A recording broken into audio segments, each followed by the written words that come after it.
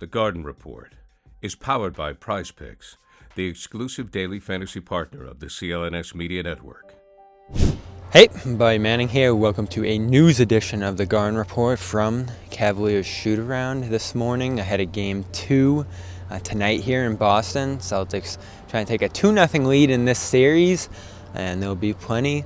Congratulations for their top assistant, Charles Lee, who's heading to Charlotte as their next head coach, replacing Steve Clifford after a couple of transition years there. New ownership taking over in Charlotte. Of course, he's going to coach Grant Williams as well. They officially announced that he beat out J.J. Redick as the two finalists for that job going into next season. And Adrian Wojnarowski reporting, as is typically the case, that Lee's going to stay on for the playoffs here with the Celtics, which is pretty important.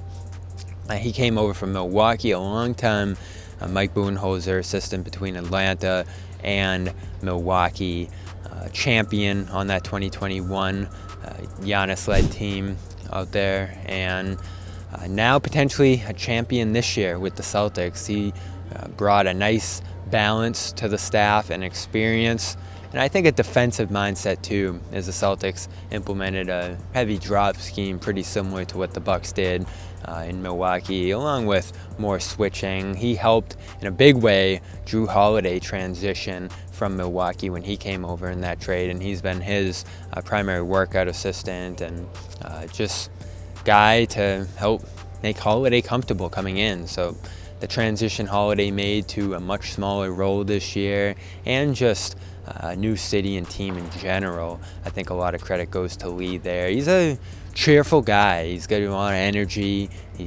I've heard compared to Doc Rivers just in terms of the big personality in the past, and he's had many opportunities to interview for jobs. He was a finalist for the Pistons last year, and even interviewed for that Celtics job back when Ime Udoka got hired in 2021. So this was inevitable with success. And Joe Mazzulla talked about it a little bit too. I actually got him here.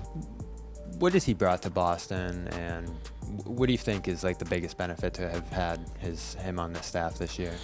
And he's brought, championship perspective. He's worked for a coach for a long time. That's really, really good. That they won a championship with, so he brings that high level energy, positivity, but just really good perspective. He's been around great players. He's been around a great coach, and anytime you can have a variety of perspectives, I think it helps you in different situations. So he's been great for us. What's that process going to be like, you think of, obviously you guys have had a lot of success this year. You kind of came up on this staff. Now other guys might get other opportunities off that. I know that's something Ime kind of talked about back then. Will got to move on to Utah. Like, what's that process going to be like, you think, given the success you guys have had? Process of what? Other guys potentially getting opportunities into the summer. I mean, I have no idea. They probably interview for it, and then if they get it, they leave, and if they don't, they stay. So no need to replace him for now. He'll be here for the run, as Woj mentioned, this summer. Do think you need to go out and get another assistant on the staff, especially if other guys depart. I mean, there probably won't be any head coaching NBA departures on the staff this summer. When you have this much success, do some of the guys cross that staff get bigger opportunities? Does Sam Cassell at some point decide he wants to be a head coach at some level? That'll be interesting to see here. He hasn't been mentioned in any job openings here, and his candidacy throughout the years across the NBA has not been super productive, I guess you could say. There's just hasn't been a lot of interest for whatever reason in hiring him as a head coach, despite getting some interviews and some interest here and there.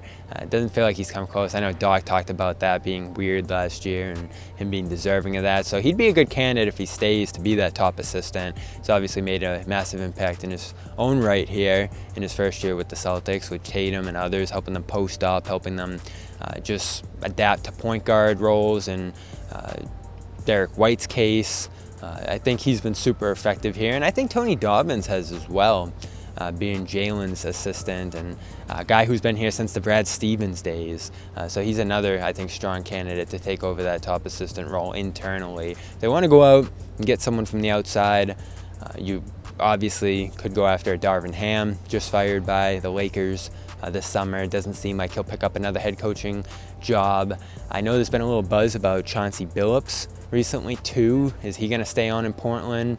Plenty of interest in bringing him on, they would say, and maybe even in a head coaching role elsewhere if he's let go by the Blazers in the coming weeks here. And of course, plenty of speculation about Frank Vogel's future, and I feel like he would be the most obvious candidate, a defensive guy, someone who schemes heavily on that end of the floor, could almost be a defensive coordinator here, and a guy who has a relationship with Brad Stevens.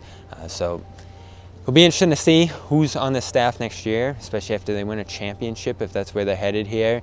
That obviously leads to departures. So Charles Lee, the first to go, he will be the next head coach of the Charlotte Hornets. And a pretty good job down there, with LaMelo Ball and some other young guys, including a Rookie of the Year finalist and Brandon Miller to work with. So it's going to be an impact here. Celtics will figure out a way to bring in someone new, though, and great for Charles. I'm a big fan of his, and this has been a practice or shoot-around edition, news edition, whatever you want to call it, of the Garden Report. And we will have more coverage of Game 2 tonight. Donovan Mitchell just spoke here. Likes the shots, likes the defense they played on Tatum. They just got to get out to those other guys. He's got to convert more of those opportunities in this game. The turnovers were low. They shot 80% at the rim, as Chris Fetter here just told me from Cleveland.com. That all bodes well to competing better here tonight. But unfortunately, no Jared Allen present here at shoot-around. That's probably not a good sign for him. Dean Wade officially out for tonight's game, as is Kristaps Porzingis. We talked about his potential return in this series as well in our video at practice yesterday. Check that out. Subscribe, CLNS Media Celtics All Access, and we'll see you tonight for Game 2 of Celtics Cavaliers. Hey, Bobby Manning here. If you made it this far, you probably enjoyed this video, so subscribe, turn on notifications, and check out our social media platforms at Celtics CLNS.